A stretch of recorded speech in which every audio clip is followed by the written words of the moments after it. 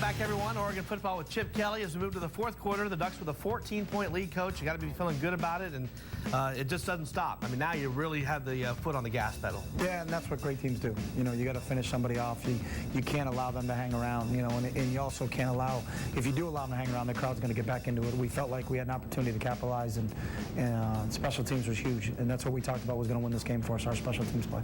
In that third quarter, you really made them one-dimensional. 18 yards rushing is all they get after they'd piled up some early yards, and it just continues into the fourth quarter. Making a team one-dimensional like Tennessee, where they really had to throw it to try to get back into it, is a huge advantage for you. It is, knowing what they have to do, and we felt like we got out to a double-digit lead that we're going to force them to throw it, and that's not what they wanted to do. They wanted to try to run the ball and control the clock.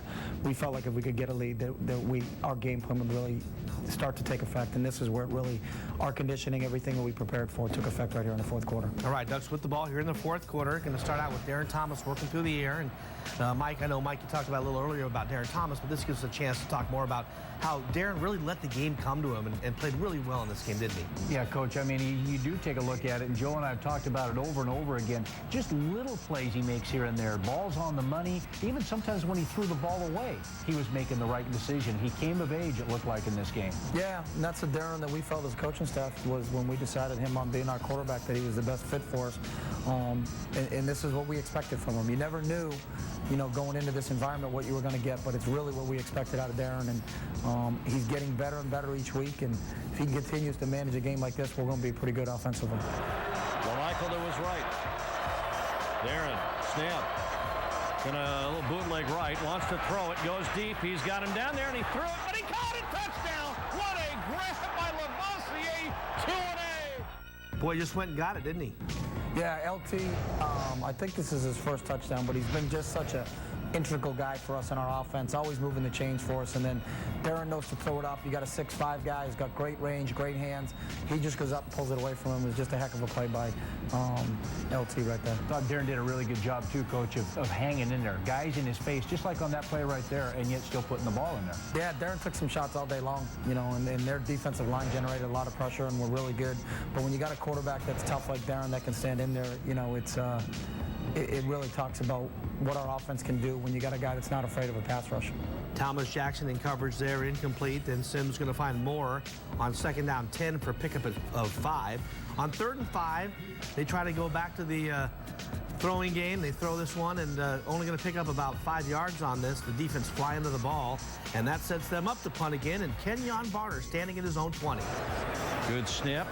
No rush to speak of. Nice punt. Very high. Spiral almost turned it over all the way back to the 21 and a chance for the return. Barner right up the middle, and here he goes. The punt of the beat. Outside at the 40. They are not going to catch Kenyon Barner. 10-5. Put it in the books.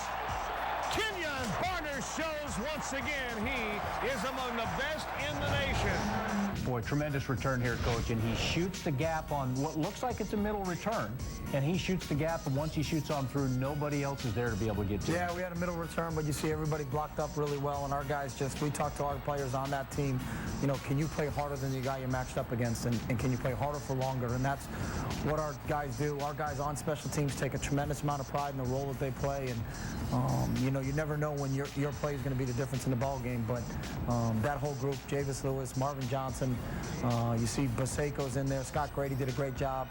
It's a total team effort, and that's what speaks volume about this whole group.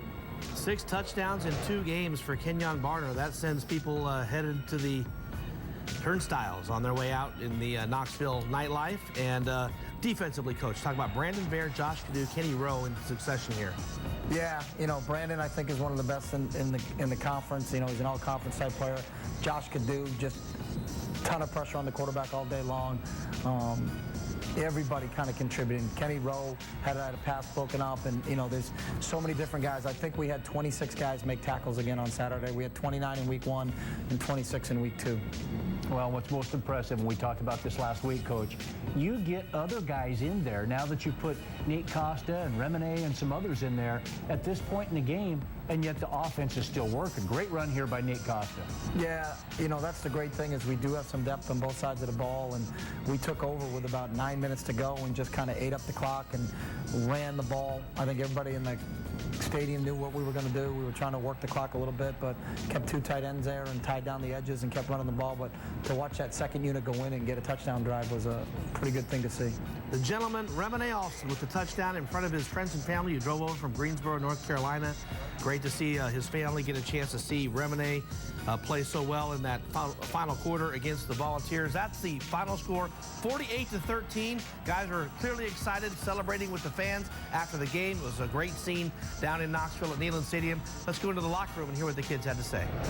Oh, they had some good players on defense. Their core was good, but like I said, running our offense and the tempo is just a thing that you got to relate to and pick up to, and they just didn't do it. End of the first half, they were dead tired. Even when they were tackling me, they were tired. And some of them, I think they're faking hurt because they're so tired. But, you know, that's the way we play, you know. We're going to play fast and we're going to play hard every down, and we're going to wear guys out. We just kept hitting them, trying to keep pounding them, you know what I mean? And it kind of slowed them down a little bit. And then once we took the lead, you know, it was done from there. The biggest thing we did is we just relaxed and did our thing. You know, I mean, guys were a little uptight, anxious. You know, it was a big game, big stadium, and you know, once everybody calmed down, relaxed, and realized their responsibilities and keys, we were fine. We did great. I've seen guys hands on their head, head back. You know, our pace it's kind of hard to keep up with. It's hard for our defense in practice to keep up with. So coming down here, you know, we kind of expected to wear them down a little bit.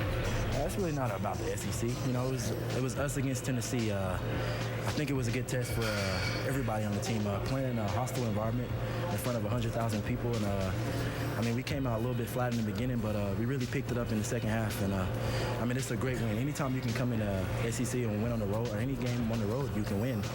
I think it is a big plus. We came out, it was kind of shaky at the beginning, but once we got settled in, we had a good game.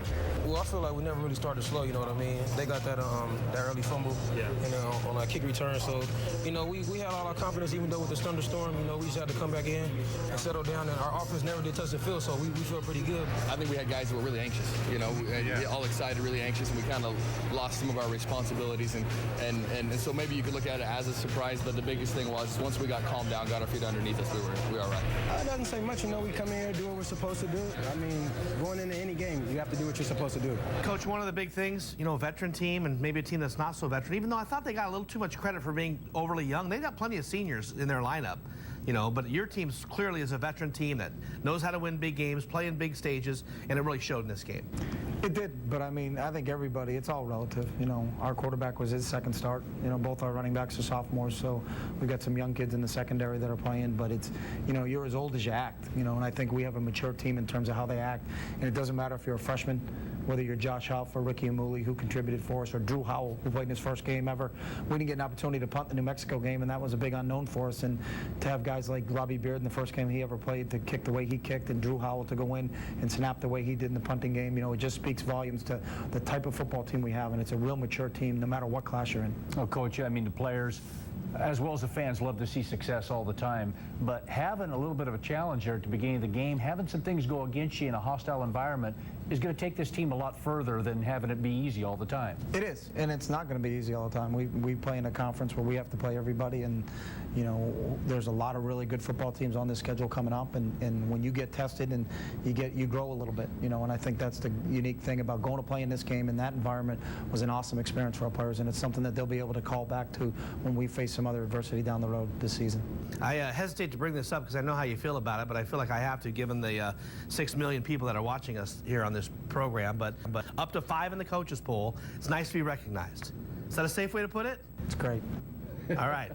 It matters at the end, of course, what the poll is. But number 5 in the coaches poll, Coach. I know. Congratulations to you, your kids, your team, the program. Do we get a trophy? You don't get a trophy yet, unless we can make you one. Week 2. The week 2 trophy goes to the Ducks. Yeah. Just like last year when you told the kids, you know, congratulations, you're the halfway Pac-10 champion, and then they realized you were kidding. Fired up. Fired up. When we come back, we're going to talk about your next matchup against Portland State. The Vikings coming in. It was supposed to be Central Michigan. The Vikings, though, will take their place after Central Michigan backed out of the agreement and decided to play a little different schedule. So we'll talk about the Vikings and also a closer look at the 2 running backs that have really lit this conference on fire, Michael James and Kenyon Barner. That and more coming up as we continue here on Oregon Football with Chip Kelly.